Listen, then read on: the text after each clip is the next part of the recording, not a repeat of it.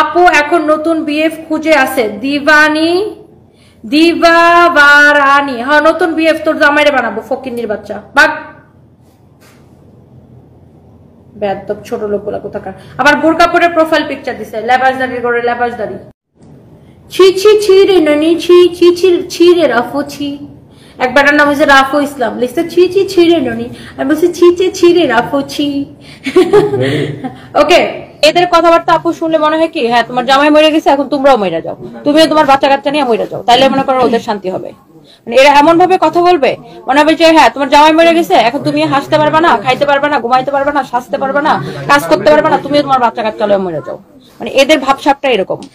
আপু জীবনেও আর বিয়ের নাম নিয়ে না, কারণ ফারুক ভাইয়ের মতো এত ভালো মানুষ আর কখনোই পাবো না। আমরা মানুষকে বিয়ে করার চেয়ে ভাইয়ার স্মৃতি নিয়ে জীবন পার করে দিই। ডেফিনেটলি দূর কিসের বিয়ে শাদী ভাই, আমি তো এসব নিয়ে ভাবিই না, আর প্রশ্নই আসে না। এবং আরেকটা দেখেন আমি একটা জীবনের বাস্তব কথা বলি,